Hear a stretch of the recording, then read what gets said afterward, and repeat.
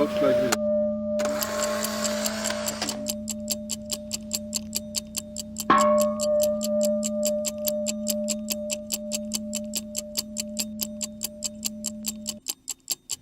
Time is a very difficult thing to pin down. There's a famous saying of St. Augustine of Hippo that when he was asked, "What is time?" he said, "I know what it is, but when you ask me, I don't." Ich hab die letzte Zeit nur herumgelegen und hab nicht mehr nachgedacht. Und hab nicht mehr nachgedacht.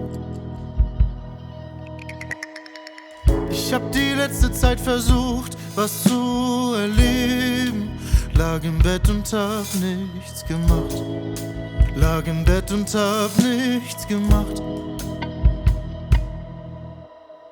Ich hab in letzter Zeit so viel Zeit.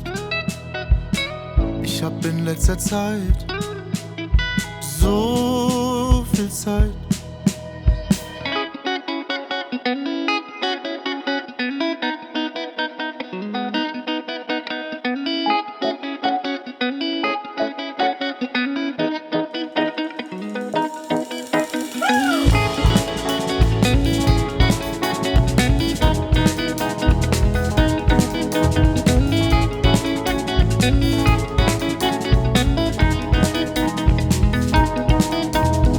Frag dich, bist du noch pisst? Seh doch, dass du traurig bist. Schaust nur, merkst du nicht, wie du mir ernste Blicke gibst. And yet it seems absolutely fundamental to our life. Time is money, we say. I don't have enough time. Time flies. Time drags.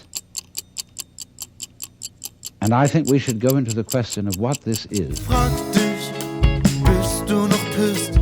Seh doch, dass du traurig bist. Schaust nur, merkst du nicht, wie du mir ernste Blicke gibst. Bleibt beim Hab dich gern, würd dir gern sagen, ich liebe dich. Ziehst dich aus mich an, ist dir das schon zu anzüglich? Ich hab in letzter Zeit so viel Zeit.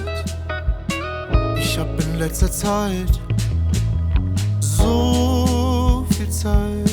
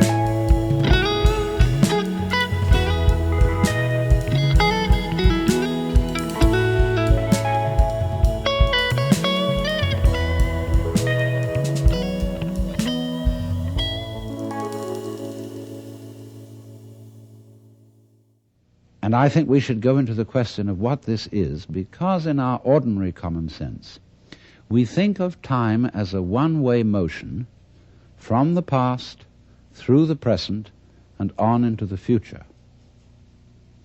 And that carries along with it another impression, which is to say that life moves from the past to the future in such a way that what happens now and what will happen is always the result of what has happened in the past.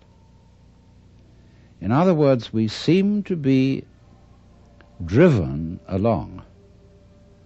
You know, once upon a time it was fashionable in psychology for people to speak of man's and animals' instincts. That we have, for example, an instinct for survival, an instinct to make love, and so on.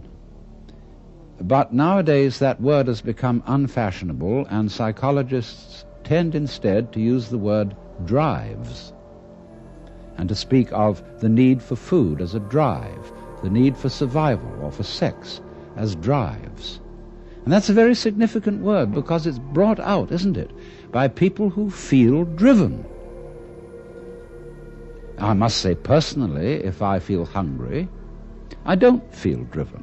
Also, if I feel lusty, I don't feel driven, because I don't say, oh, excuse me, but I have to eat, or excuse me, but I need to fulfill my sexual urges, my biological impulses. I say, hooray, I identify myself with my drives. They're me, and I don't take a passive attitude towards them and apologize for them. So the whole idea of our being driven is connected with the idea of causality, of life moving under the power of the past. And that is so ingrained in our common sense that it's very difficult to get rid of it, because I want to turn the thing round completely the other way and say that the past is the result of the present. Let us suppose, just for the sake of example, that this universe started with a big bang, as some cosmologists believe. Now, when that bang happened, it was the present, wasn't it? And so the universe began in what we will call a now moment. Then it goes on doing its stuff. And always, when any event that we now call past came into being, it came into being in the present and out of the present. That's one way of seeing it. But before we get further involved in this, I want to draw your attention to a fallacy in the very common sense idea of causality. That events are caused by previous events, from which they flow or result necessarily. To understand the fallacy of that idea, we have to begin by asking, what do you mean by an event? Let's take the event of a human being coming into the world. Now, when does that event begin?